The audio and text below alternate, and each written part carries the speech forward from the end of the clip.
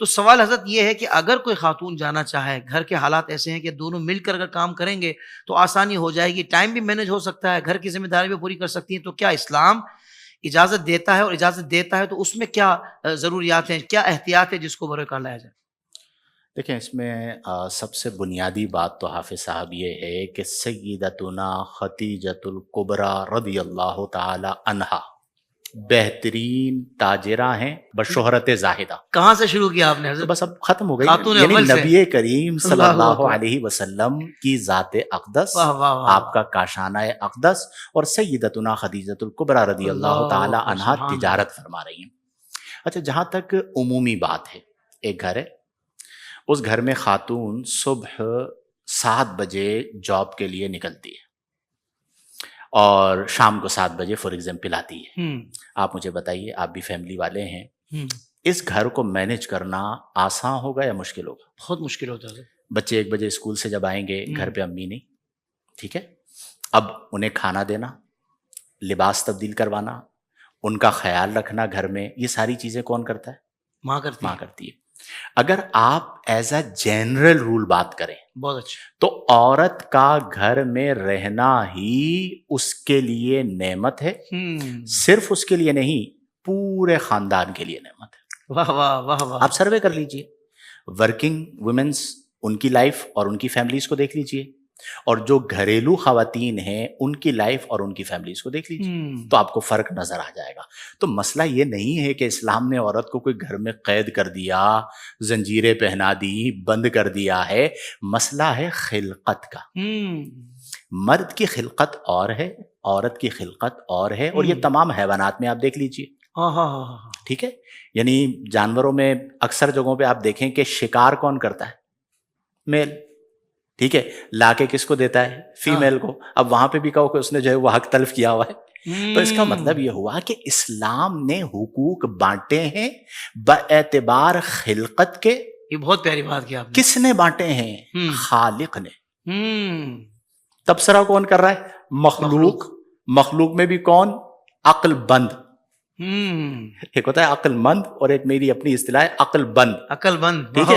تو وہ اسلام کو دیکھتے ہی جن کی عقلیں بند ہو جاتی ہیں وہ اس پر آپ کیا کرتے ہیں، اور وہ نظام کا بیڑا غرق کر رہے ہوتے ہیں. اچھا، ہمارے دین ہی میں اگر ضرورت ہے، کوئی کمانے والا نہیں ہے، عورت بیوہ ہے، عدت چل رہی ہے، عدت میں اسے کام کرنے کی اجازت ہے. اب بتائیں، یہ اسلام ہے. اللہ اکبر۔ بیوہ ہوئی، 4 مہینے 10 دن اس کی عدت ہے بیوگی کی، جی۔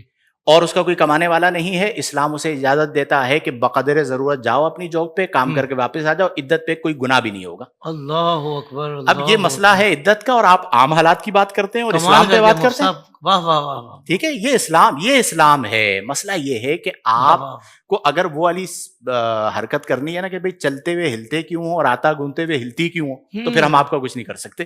جی جی جی. وہ شوہر نے بیوی سے لڑنا تھا نا، کوئی اور وجہ تو مل رہی نہیں تھی، تو اتفاقاً آٹا گوند رہی تھی، تو تو آٹا گوندتے ہوئے ہل کیوں رہی ہے؟ اللہ، ٹھیک ہے. تو یہ حال ان لوگوں نے کیا ہوا ہے کہ بھائی اسلام نے جتنی وسعت دی ہے، اسلام نے جتنی آسانی دی ہے، اسلام نے جو مقام دیا ہے، اور آپ دیکھیے کہ مسلم خواتین کی جو لائف ہے وہ تو ملکاؤں والی لائف ہے. واہ واہ واہ واہ. شوہر صبح سے لے کر شام تک پتہ نہیں کہاں کہاں جاتا ہے، کس کس سے بات کرتا ہے، کتنی محنت کرتا ہے، کمر میں درد ہو جاتا ہے، لوگوں کو فیس کرتا ہے، اپنی عزتوں کو کہتا ہے اس 4 دیواری میں رہو، ہر چیز میں پوری کروں گا. اور باہر حالات دیکھے تو میں نے گھر پہ آ کے کہا، میں نے کہا یار تم لوگ جو لائف گزار رہی ہو اللہ کا شکر کرو. 4 دیواری کے اندر ہے، ٹھیک ہے، یہ چاہیے یہ لو، یہ چاہیے یہ لو. بیمار ہو جائیں شوہر کی ذمہ داری، بچیوں کی شادیاں شوہر کی ذمہ داری، کوئی خوشی آ گئی شوہر کی ذمہ داری، عید آ گئی شوہر کی ذمہ داری، گروسری کرنی ہے شوہر سے پیسے مانگنے ہیں، بل آ گئے، ساری ذمہ داریاں تو اسلام نے شوہر پہ ڈالی ہے. اور عورتیں جو ہے وہ گھر کے اندر بیٹھی ہوئی ہیں ملکہ بن کے، اور وہ سارے حقوق ان پر ڈالے ڈیفرنٹ اعتبار سے. اچھا، عورت جس حالت میں آتی ہے اس حالت میں وہ ملکہ، یعنی بیٹی ہے تو باپ کے لیے وہ نعمت، اور بیٹی ہونے کے اعتبار سے سارے حقوق باپ پر آ گئے. بھائی ہے تو بھائی پر آ گئے، زوجہ بنی تو شوہر پر آ گئے. ماں بنی تو بیٹے پر آ گئے. یعنی ہر حیثیت سے عورت پر کرم اور فضل ہو رہا ہے اور ذمہ داریاں وجوباً ڈالی جا رہی ہیں. اچھا جہاں تک یہ بات ہے نا کہ جی عورت, اب ہمارے یہاں کچھ ایسے لوگ آ جاتے ہیں کہ جی عورت کی آدھی گواہی, اور بھائی گواہی دینا جرت کی بات ہے, اور جہاں پر نصف گواہی بیان کی وہاں پہ اللہ نے کیا فرمایا کہ اگر ان میں سے کوئی ایک بھول جائے تو دوسری اس کو یاد کروا دے. اور بعض مقامات وہ ہیں جہاں پر عورت کی تنہا گواہی معتبر ہے رضاعت والے مسئلے میں. اس کا مطلب کیا ہوا کہ یہ اسلام کا حسن ہے کہ جہاں پر جو چیز مطلوب ہے اس مطلوب کے مطابق احکامات کو بیان کیا جا رہا ہے. مطلوب کے مطابق والا جملہ بڑا کمال ہے. واہ, یعنی وراثت والا معاملہ بھی یہی ہے. بالکل ایسا ہی ہے. مطلوب کے مطابق جو ہے وہ احکامات کو اسلام بیان کر رہا ہے, اور یہ صرف اس درجے پر خالق ہی بیان کر سکتا. اللہ کیا بات ہے. اب آ جائیں پوری دنیا کے آپ قوانین کو لے کر آ جائیں, قرآن سے آپ کیسے مقابلہ کریں گے؟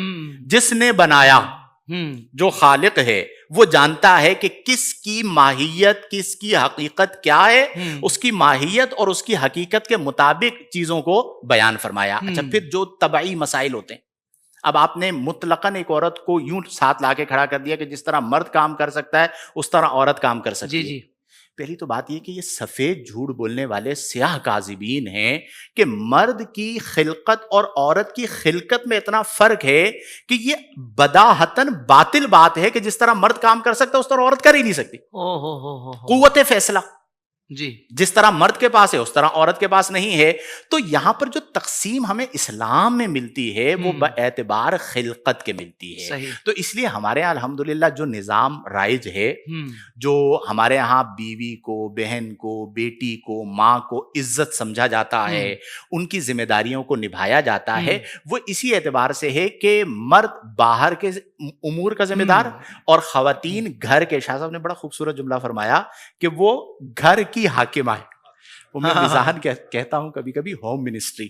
ہوم منسٹری بڑا اچھا ہے کہ بھئی آپ کو اجازت لینی پڑتی ہے ہوم منسٹری سے کہ یہ کام کروں یا یہ کام نہ کروں. اور ہمارے ہاں تو کتنی لبرٹی دی جاتی ہے. میں بہنوں کو بھی سمجھاتا ہوں کہ اگر کوئی چھوٹی موٹی چیزیں ہو بھی جائیں تو آپ یہ دیکھا کریں کہ ایک آپ کا بیٹا, آپ کا بھائی, آپ کا شوہر آپ کے لیے دن میں پتہ نہیں کتنے لوگوں کی باتیں سن رہا ہوتا ہے, کہاں کہاں وہ مارا مارا پھر رہا ہوتا ہے اور ساری ذمہ داریوں کو نبھا رہا ہوتا ہے. آپ چار دیواری کے اندر ہیں, کم از کم یہ کر لیں کہ چار دیواری کے ماحول کو تو اچھا بنا لیں. اس کو آپ ایک لسٹ بھیج دیتے, یہ بھی چاہیے, یہ بھی چاہیے, یہ بھی چاہیے. وہ گھر پہ داخل ہوتا ہے سب سے پہلے پوچھتے ہیں یہ چیز لے کر آئے نہیں لے کر آئے, اور اس کا آپ ضرب دیکھیں کہ وہ اگر بھول چکا ہوتا ہے تو انہی قدموں میں واپس جاتا ہے اور وہ چیز لا کر دے دیتا ہے. تو عورت کو اسلام نے حقوق دیے ہیں. ہاں اگر کوئی یہ چاہتا ہے کہ حقوق نسواں کے نام پر عورت کو شمع محفل بنا دے, ہم نہیں بننے دیں چونکہ ہمارے دین نے اس کی اجازت دی. کوئی یہ چاہتا ہے کہ حقوق نسواں کی بنا پر عورت کو جو ہے وہ بیچا جائے, نہیں بیچنے دیا جائے گا. وہ نظام یعنی آپ نے جو ابتداءً قبلہ ذکر فرمایا کہ دور جاہلیت میں انتہا تھی عورتوں کے حقوق کو تلف کرنے کی.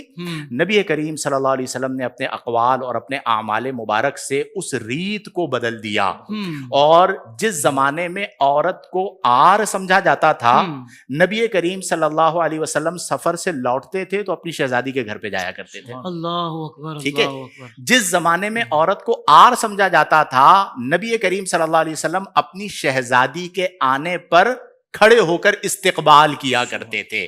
اور آج بھی الحمدللہ وہی طریق رائج ہے کہ ہمارے ہاں جب بچیاں پیدا ہوتی ہیں تو انہیں نعمت سمجھا جاتا ہے, اور وہی بچیاں بسبب وسعت رزق نصیب ملتا ہے اور اللہ تعالیٰ وسعت عطا فرماتا ہے. تو یہ بنیادی طور پر سوچ کا فرق ہے. اسلام نے عورت کو عزت دی, عظمت دی, رفعت دی, اس کی عزت کی حفاظت کی, اس کی عفت کی حفاظت کی. یہ تعلیمات اسلام ہیں.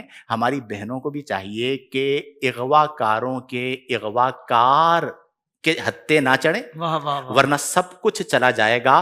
دامن اسلام میں پناہ لے لیں, دنیا میں بھی عزت ہے اور آخرت میں بھی عزت. کیا خوبصورت, کیا خوبصورت جملہ ارشاد فرمایا. زندگی کے تمام شعبوں میں دینی رہنمائی حاصل کرنے اور آخرت کو بہتر کرنے کے لیے ہمارے YouTube channel Islamic digital studio کو سبسکرائب کر لیں اور بیل آئیکن بھی پریس کر لیں